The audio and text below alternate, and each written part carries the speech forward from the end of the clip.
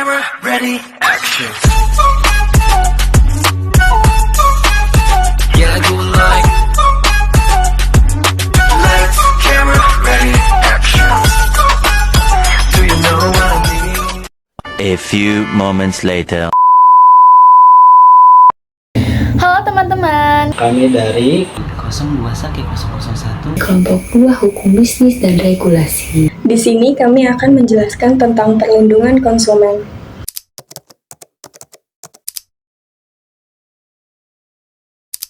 Perlindungan konsumen. Nah, yang pertama, apa sih perlindungan konsumen? Konsumen adalah setiap orang baik individu maupun kelompok yang membeli menggunakan produk atau jasa yang ditawarkan kepada pelaku usaha untuk kepentingan pribadi, keluarga, atau orang lain dan bukan untuk diperjualbelikan kembali. Konsumen memiliki peran penting dalam kegiatan ekonomi karena merekalah pihak yang mengatur suatu keberlangsungan produk atau jasa di pasar. Yang selanjutnya, apa sih perlindungan konsumen itu? Nah, perlindungan konsumen adalah seluruh upaya yang dilakukan pemerintah, masyarakat, dan lembaga swadaya masyarakat untuk menjamin terpenuhnya hak-hak konsumen dan memberi kepastian penggunaan dan barang atau jasa yang aman dan layak. Pelindungan ini meliputi edukasi konsumen agar menjadi lebih cerdas dan kritis terhadap produk yang beredar, pemberian sanksi kepada pelaku usaha yang melanggar, serta pembentukan penyelesaian sengketa. Tujuannya apa sih? Tujuannya adalah untuk menciptakan keseimbangan hubungan antara pelaku usaha dan konsumen, serta menciptakan iklim usaha yang sehat dan bertanggung jawab.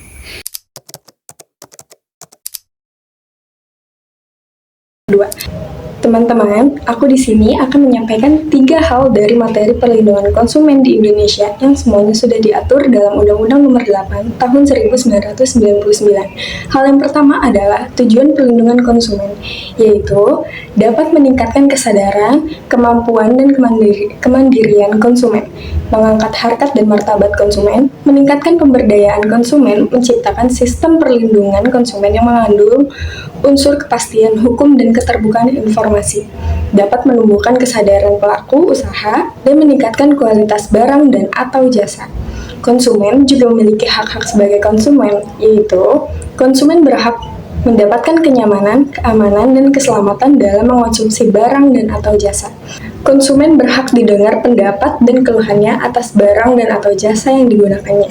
Konsumen juga berhak mendapatkan kompensasi, ganti rugi, dan atau penggantiannya apabila barang dan atau jasa yang diterima tidak sesuai dengan perjanjian atau tidak sebagaimana mestinya. Yang terakhir adalah kewajiban konsumen. Konsumen juga punya kewajiban loh, apa aja ya? Konsumen wajib membaca atau mengikuti petunjuk informasi dan prosedur pemakaian. Konsumen harus beriktikat baik dalam melakukan transaksi pembelian barang dan atau jasa. Konsumen wajib membayar sesuai dengan nilai tukar yang disepakati dalam transaksi. Konsumen harus mengikuti upaya penyelesaian hukum sengketa perlindungan konsumen secara patut. Konsumen sebaiknya mendengarkan penjelasan informasi mengenai produk dan layanan sebelum membeli.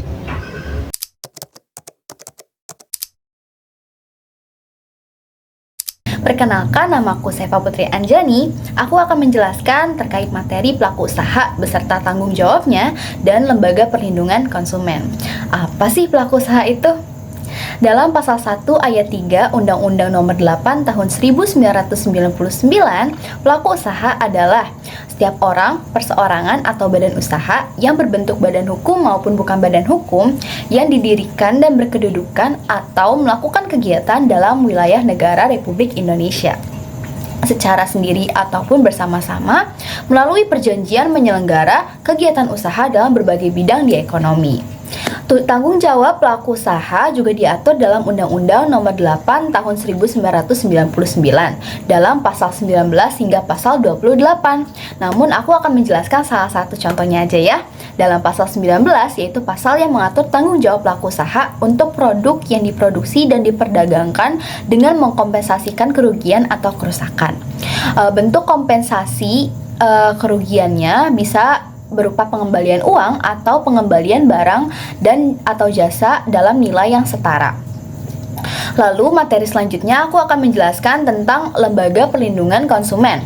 Lembaga Perlindungan Konsumen adalah institusi yang memiliki tugas dan wewenang untuk melindungi hak dan kewajiban konsumen, serta menciptakan keadilan antara konsumen dan pelaku usaha. Tujuan didirikannya Lembaga Perlindungan Konsumen yaitu yang pertama untuk meningkatkan edukasi mengenai hak dan kewajiban seorang konsumen, juga untuk menyelesaikan permasalahan antara seorang konsumen dan pelaku usaha dalam mediasi, dan juga bertujuan untuk mengetahui apakah barang yang sudah dijual dan beredar aman dan sesuai dengan standar yang berlaku. Lembaga Perlindungan Konsumen di Indonesia ada banyak. Yang pertama ada Badan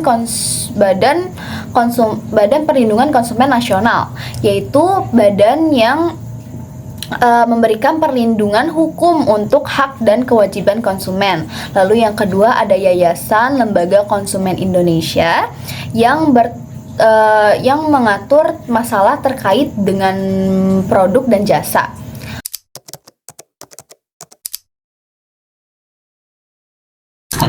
Undang-undang dan perlindungan konsumen. Di antaranya satu, ada tujuan perlindungan konsumen itu melindungi hak konsumen, meningkatkan kesadaran pengetahuan dan kemampuan konsumen. Tiga, menciptakan sistem perlindungan hukum yang jelas bagi konsumen dan pelaku usaha. Yang kedua, prinsip perlindungan konsumen itu ada keseimbangan antara konsumen dan pelaku usaha, keadilan dan keterbukaan informasi, tanggung jawab dan keamanan produk. Yang ketiga, sanksi bagi pelaku usaha yaitu denda, penarikan produk, dan pidana jika melanggar ketentuan UU. Yang keempat, hak konsumen menurut UU yaitu mendapatkan kenyamanan dan keamanan dan keselamatan, memilih dan mendapatkan barang jasa sesuai nilai tukar, mendapatkan informasi yang benar dan jelas, didengar pendapatnya konsumen dan tidak dirugikan. Contoh kasus yang pertama yaitu produk makanan yang kadaluarsa. Ada sebuah konsumen yang membeli cemilan di minimarket dan baru menyadari bahwa tanggal kadaluarsa sudah melewati 2 minggu. Setelah melapor ke pihak toko, ia tidak diberikan ganti rugi. Nah, konsumen bisa melapor hal ini ke Dinas Perdagangan atau YLKI karena menjual makanan kadaluarsa melanggar UU. Dan contoh kasus yang kedua, barang elektronik tanpa garansi. Ada konsumen membeli blender dari toko elektronik tetapi tidak mendapatkan kartu garansi. Setelah 1 minggu, blender rusak dan toko menolak perbaikan. Nah, ini melanggar hak konsumen atau jaminan kualitas dan bisa dilaporkan ke LPKSM atau BPSK untuk mediasi. Baik, contoh kasus yang ketiga. Ada sebuah produk skincare diiklani bisa memutihkan kulit dalam 3 hari tanpa efek samping. Namun, setelah digunakan, konsumen mengalami iritasi parah. Ini contoh iklan menyesatkan dan produsen bisa dikenai sanksi karena memberikan informasi yang tidak benar.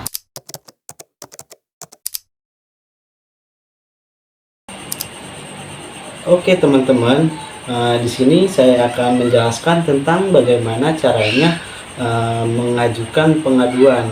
Nah, sebelum kalian mengajukan pengaduan, ada beberapa hal yang harus kalian siapkan. Yang pertama, bukti transaksi seperti nota, faktur, ataupun invoice. Lalu yang kedua, kalian harus siapkan bukti komunikasi kayak chatting WhatsApp atau email ataupun rekaman jika ada. Lalu kalian harus ada foto atau video ataupun jasa yang bermasalah. Lalu kalian harus siapkan identitas diri kalian, adapun itu KTP ataupun SIM. Lalu yang terakhir, jelaskan kronologinya bagaimana.